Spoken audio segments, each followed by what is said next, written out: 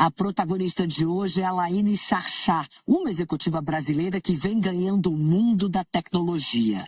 Com mais de 20 anos de experiência, ela acaba de assumir um dos cargos mais estratégicos da Reckitt, uma gigante global dona de marcas como Durex, Veja, Vanish, Fim, entre outras.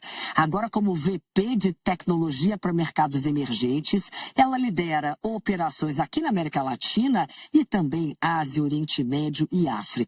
A Laine defende uma tecnologia mais humana, ágil e transformadora. Que bom ter você aqui com a gente. Obrigada, Cris. Eu te agradeço. Bom, primeira pergunta é: quem é a Laine Charchá? Como você se define? Bem, eu sou uma mãe, esposa e executiva, né, com mais de 20 anos de tecnologia, mas eu acho que mais de tudo uma mulher corajosa que busca o espaço e que busca transformar a vida das pessoas e dos negócios onde eu participo, sabe? Mas antes de tudo eu me defino como essa tríplice: mãe, executiva e esposa. Maravilha. E aí, aproveitando que você falou de coragem, você está se mudando para Londres. Conta pra gente como é que tá aí o coração nisso, o que você vai fazer lá exatamente? Por que essa mudança? Foi porque você assumiu esse novo cargo que você assumiu em março? Exatamente. Então eu cuidava da área de tecnologia para a América Latina, que desde novembro de 2002 que eu estou na companhia, e desde março então eles me ofereceram essa nova posição, assumindo, né, o que a gente chama de emerging markets, né, mercados emergentes, que cuida exatamente das regiões que você falou, mas toda a área executiva, os executivos de emerging markets ficam na Inglaterra. Então eles falaram: Laine, é uma ótima opção para você vir, até por conta do fuso horário, sabe, Cris? Eu tenho que falar com gente que está na China, que está em Singapura, que está em Dubai, que está no Brasil, no México. Estando em Londres é muito mais fácil para você conectar com o resto do mundo. Você está mais ou menos no meio do caminho dos fusos horários. Exatamente. Então, enquanto eu não estou lá, eu estou trabalhando tipo de 5 da manhã, começando 5, 6 da manhã todos os dias. Então, acho que esse movimento vai ajudar muito. E para sua pergunta, como que eu estou? Ansiosíssima, né? Acho que é uma mudança cultural, é uma mudança muito significativa para minha família, né? A gente mora no Brasil desde sempre. Eu tenho um filho de 5 anos que vai ter que passar por toda essa adaptação, mas por outro lado eu estou enxergando a mudança de uma forma muito positiva, porque viver essa cultura nova, né, e dar com pessoas de outros países, um outro idioma, porque por mais que a gente fale o inglês, não é como viver na Inglaterra, é diferente. Então eu acho que assim vai ser uma jornada de aprendizado única. A partir do momento em que você começa a escalar, ficando mais líder, com lideranças mais altas, o que muda exatamente na gestão? Você sentiu alguma mudança? Eu acho que, no meu caso especificamente, acho que a gente começa a ser mais cuidadoso em como a gente se coloca, como a gente se posiciona. E, obviamente, a gente tem que aprender a navegar num ambiente mais político, né? Isso nem todo mundo gosta de falar, mas é a realidade. É verdade. Quanto mais você sobe, mais político e mais cauteloso você tem que ser. Porque você começa a ser enxergado como uma referência.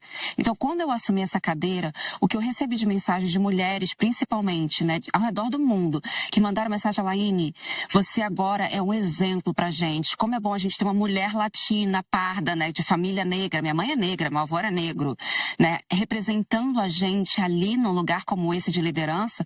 Isso tem um papel muito grande. Então eu me sinto também com uma carga de responsabilidade, né, de levar tantas pessoas ali que se enxergam aonde eu tô. Então eu diria que é isso, esse cuidado de como você se coloca, porque você tá ali, você é um espelho para muitas pessoas que estão te olhando, né? É sensacional isso. E aí, quando a gente pensa também não só como se colocar como uma mulher parda, como você muito bem disse aqui, e também você lida com uma diversidade de culturas, de povos, porque é impressionante. Você está falando com a América Latina, ao mesmo tempo você está falando com a África, com China, com o Japão. É isso, é completamente diferente. Completamente. Então, a forma como eu me coloco com cada um também muda.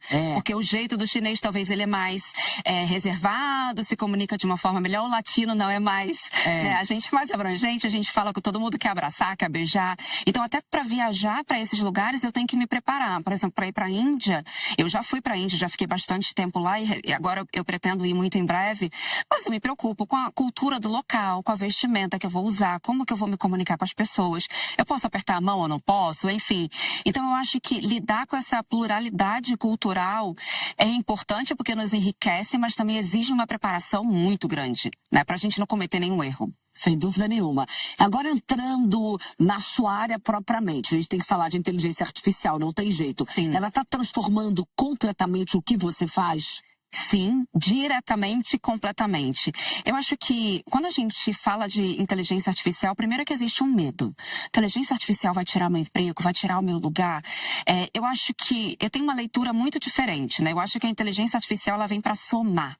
Ela está aqui para ajudar as companhias e ajudar a gente a trabalhar de uma forma mais eficiente, trabalhar melhor, sabe? Então eu acho que está transformando porque faz a gente pensar diferente, nos desafia, né? A ser mais ágil, nos desafia a pensar fora da caixa, porque na verdade é uma máquina que ela tem uma velocidade que espera que a gente também tenha uma velocidade para lidar com ela.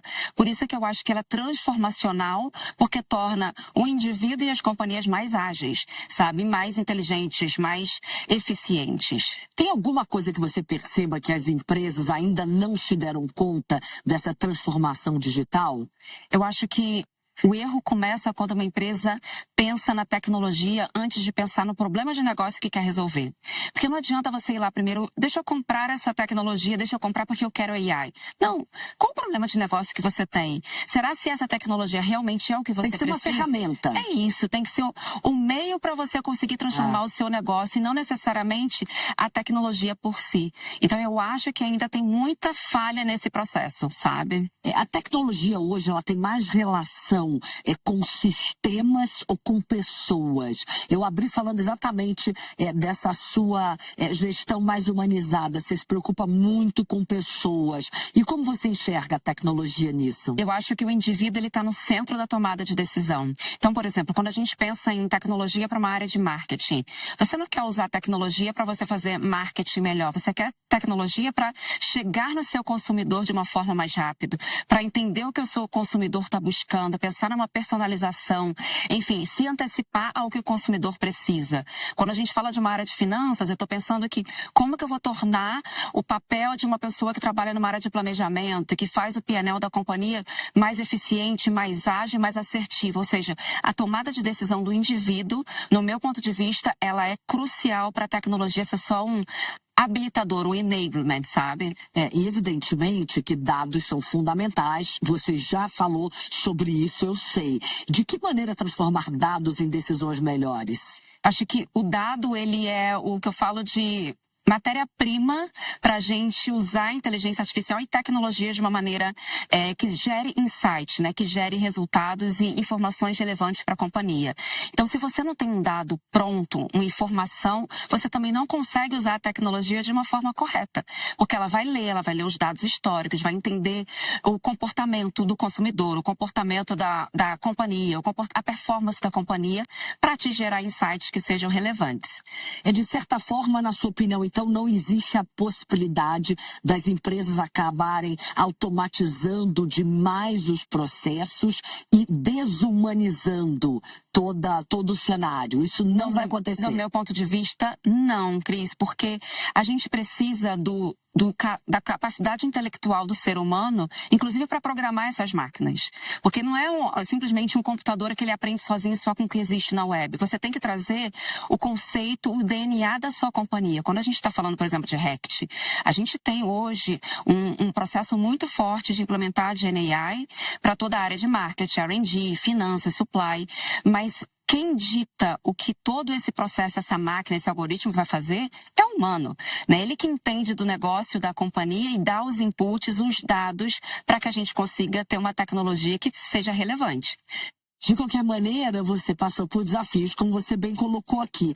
De que forma você conseguiu superar essas barreiras? O que você pode trazer aqui pra gente, até para inspirar, para encorajar, você falou que é uma mulher muito corajosa, para encorajar outras mulheres, meninas, jovens que te veem e adorariam chegar onde você chegou? Sim. Eu acho que o primeiro passo é a gente não se abalar com o primeiro desafio que a gente enfrentar. Então, por exemplo, eu já no meu primeiro emprego, quando eu entrei com 16, eu já sofri assédio do meu chefe na época. Eu com 18 anos sofri assédio e quando eu denunciei eu fui demitida com 18 anos. Né? Então, você imagina como que era lá atrás. Hoje em dia eu acho que isso não acontece mais. Melhorou muito. Mas ao longo da jornada... Mas ainda temos muito a percorrer. Muitos homens olhavam e falavam, mas ela consegue porque ela é mulher, mas por quê? Então eu acho que cada desafio desse, o que eu fazia para me fortalecer era me sentir muito confiante. Então eu estudei muito. Eu entrava em cada reunião que eu entrava, era muito preparada. Eu tinha muito domínio do assunto, porque o fato de eu ser mulher ou não deveria abalar, sabe? Então qualquer pessoa que tentasse me fazer me sentir desacreditada, não conseguia, porque eu me preparava para aquilo. Então acho que o conselho que eu dou para quem quer seguir esse caminho é: não tenha medo e se prepare, porque no momento que você tem confiança e acredita naquilo que você está falando, flui. E aí você passa a ser respeitado, sabe? Eu queria que as pessoas olhassem para mim e falassem: ela chegou onde ela chegou não porque ela é mulher e porque a gente quer ter mais equidade. Não, ela chegou onde ela chegou porque ela tem potencial, porque tem conhecimento e tem ganho de causa naquilo que ela discute, que é aquilo que ela defende.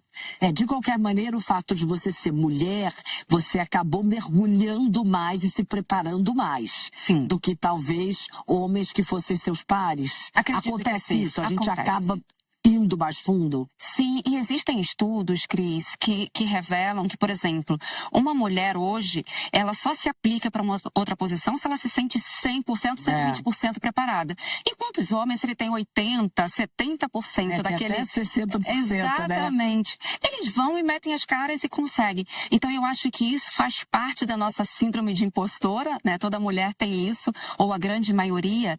E aí faz com que a gente sinta a necessidade de se preparar e de se estruturar para ter mais autoconfiança.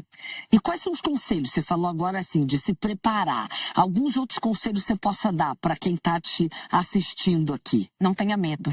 Sabe, eu acho que não deixe o medo te paralisar, porque às vezes a gente cria uma insegurança por medo do desconhecido, né? Então acho que assim, gente, não tenha medo. O que tá lá do outro lado, o máximo que pode acontecer é você ouvir um não e tudo bem. Eu sempre brinco, falo, gente, o não a gente já tem. Então, encara, vai de frente, sabe? E também não tenha medo de se preparar, de estudar, sabe? De se dedicar, porque eu acho que isso é o que bloqueia o desenvolvimento das pessoas. O medo. Não tenha medo. Você já foi considerada eleita uma das principais CIOs do nosso país. Você imaginava isso lá atrás, quando você entrou no seu primeiro trabalho aos 16 anos de idade? Não, jamais. Tanto que, quando eu recebi o primeiro prêmio, em 2023, falei, gente, chorei de emoção, obviamente, né? Mas eu acho que o ápice pra mim foi estar numa capa da Forbes. E eu lembro que quando eu recebi a capa, as lágrimas desciam, porque eu falei, gente, é uma história. Eu nasci e fui criada e cresci em um ambiente extremamente vulnerável, né? Eu fui criada em comunidade no Rio de Janeiro, no lugar onde a maioria das pessoas que eu conheci não sobreviveram, né? Foram para a área de criminalização e etc.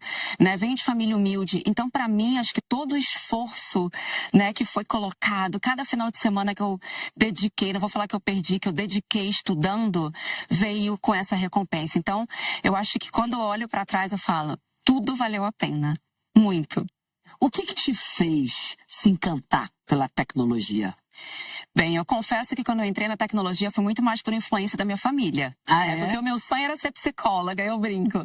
E o meu pai falava... Não conseguiu juntar as duas coisas, né? Porque no final tem que ter gerir pessoas.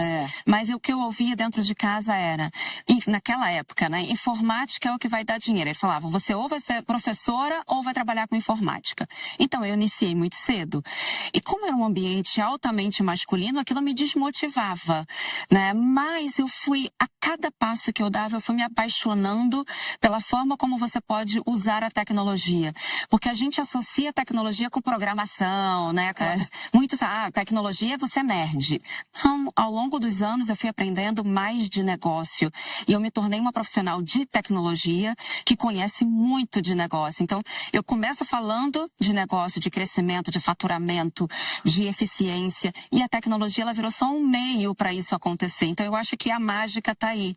Combinar as duas coisas. Tecnologia, negócio, mas com um componente muito importante, as pessoas, exatamente como você falou. Que eu gosto, eu sou apaixonada por pessoas, de desenvolver pessoas, de trabalhar ali junto, sabe? O que você faz, assim? Qual é o trabalho que você tem diretamente com pessoas? E como conseguir conciliar isso tudo? Que é muito interessante que você traz. Quer dizer, tecnologia, negócios e gente. É isso. Acho que é um tripé hoje em dia. Isso. Não à toa você tá indo pra Londres. Eu começo falando que sem as pessoas a gente não faz negócios nem implementa a tecnologia. Né? Então, eu como líder, a minha primeira responsabilidade é garantir que esses profissionais, eles sejam desenvolvidos, que eles sejam ouvidos, que eles sejam preparados para lidar com todos os desafios que a gente tem. Então, eu tenho trabalhando, né, reportando para mim desde diretores, gerentes, já tive analistas, coordenadores, etc. Mas eu sempre tive muito essa função de ser uma líder que inspira, que desenvolve e que ajuda essas pessoas a chegarem no próximo Você sempre se preocupou com isso? Muito, muito. Eu acho que o que me dá mais orgulho é quando eu encontro profissionais que falam pra mim, tipo, chefa, obrigada, chefa, eu consegui isso, cheguei nesse nível. Pessoas que já não trabalham mais, mas que agradecem por eu ter ajudado, fazê-los acreditarem que eles podiam chegar num outro lugar. Sensacional.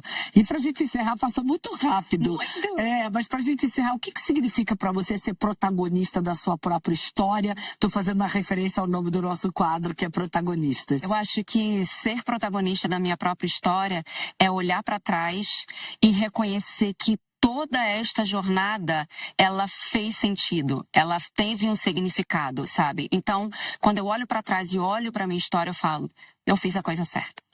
Parabéns, fez mesmo. Desejo muito, muito sucesso pra você em Londres, que você brilhe mais ainda. Obrigada, Cris, foi um prazer estar com você. Prazer foi meu. Obrigada.